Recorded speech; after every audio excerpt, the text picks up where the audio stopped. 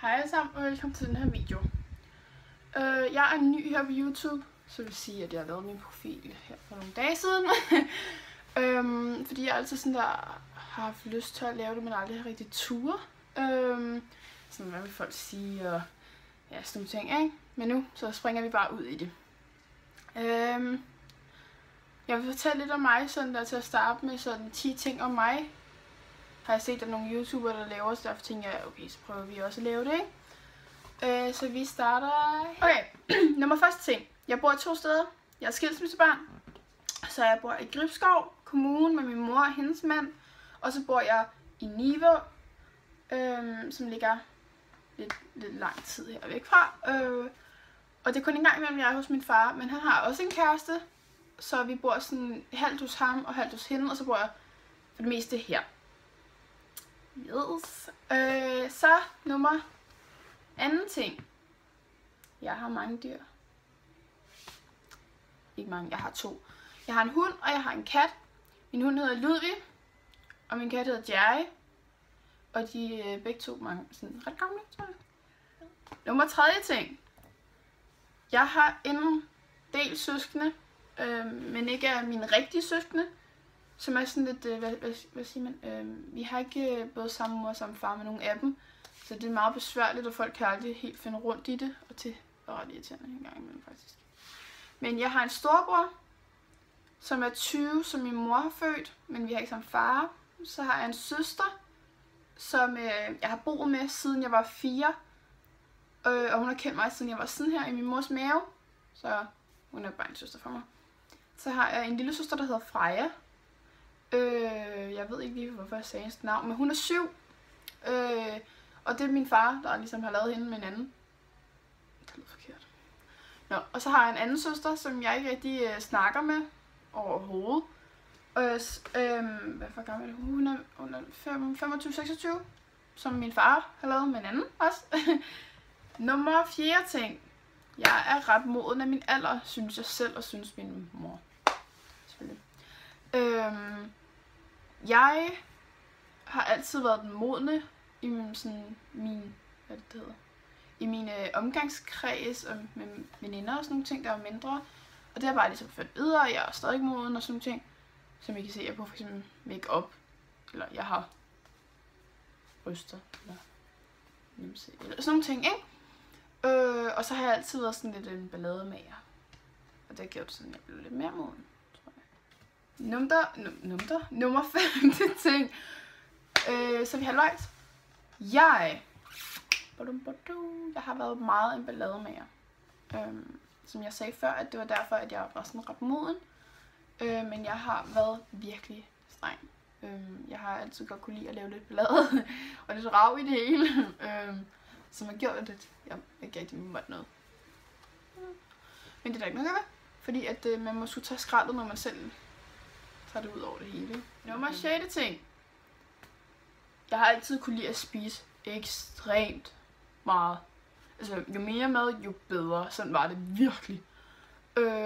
Og så, lige pludselig her nu, så gik det væk. Og jeg tror, det er fordi, at jeg godt vil tabe mig. Jeg har været meget tyk. Jeg kan lige sætte et billede ind her nu.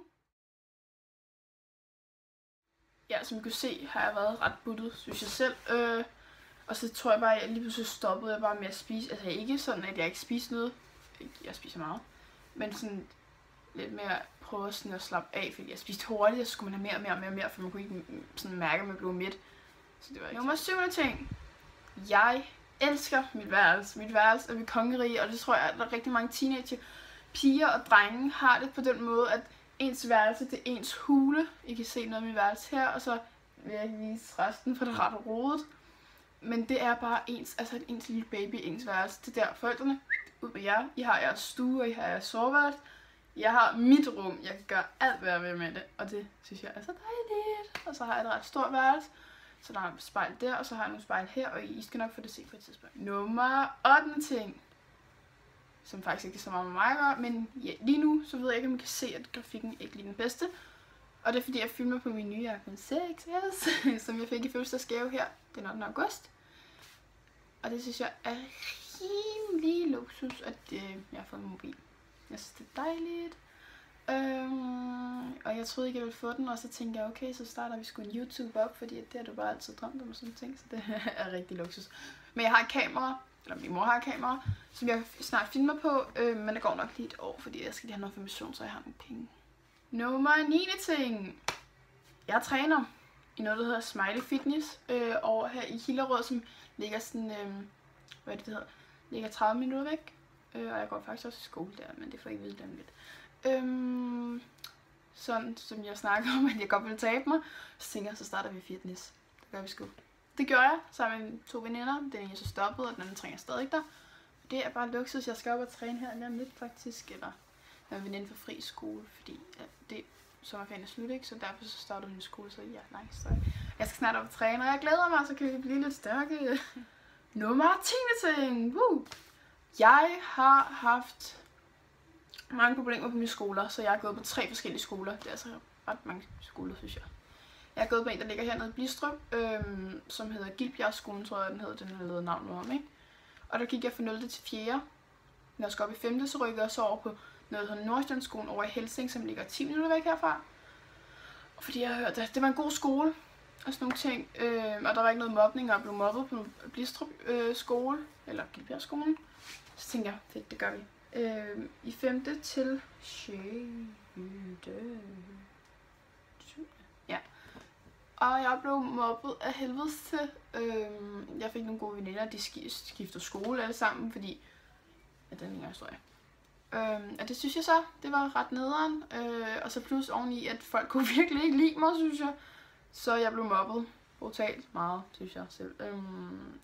Det var bare ikke særlig rart, så derfor tænker jeg, okay, enten lader du være med at gå i skole, eller siger du til din mor, at du skal skifte skole over til et eller andet, der er bedre. Og det sagde jeg så til min mor, og siger hun sådan, jamen det behøver du ikke. Så siger jeg, jo, det behøver jeg faktisk. Og ja, blev vi enige i, at det behøvede jeg faktisk, at jeg skulle skifte skole. Og så sagde min læge, at hans børn gik på en skole, der hed den alternative skole, DAS, i Hillerød. Og den startede jeg så på. Og det er bare den mest fantastiske skole. Altså seriøst, den er så god. Og jeg har så gået i 7. derovre, og i 8. derovre. Og jeg synes virkelig, det er den bedste skole, og jeg glæder mig bare så meget. Jeg starter i skole her i morgen, onsdag. Og det er bare så luksus. Så har vi gået alle tingene igennem. Det gik hurtigt, end jeg regnede med faktisk. Men jeg synes, det har været virkelig, virkelig fedt. At sidde og snakke ind til en telefon, men sådan, ikke det, men at sådan udtrykke sig, og så vide, at folk ser med. Så jeg tænker, at hvis I har lyst til at ansøge mig, så hedder jeg Amanda Torskerøn Greve på Facebook. Jeg har ikke nogen gode redigeringsprogrammer, så jeg vil lave sådan en der, så står mit navn her. Men det kan jeg ikke. Så Amanda Torskerøn Greve på Facebook. Og Amanda_Greve på Instagram. Og min Instagram er privat, men I kan gå ind og spørge om at følge mig, så siger jeg selvfølgelig ja, det må jeg godt. Og jeg har ikke styr lige på det der YouTube-verden, er jeg ikke lige helt inde i nu. Men jeg tænker, et like, det må være en tommels op. Så hvis I har lyst til at give en tommels op, hvis den her video var god, så gør det, fordi så ved jeg, at jeg kan lave flere videoer. Vi ses!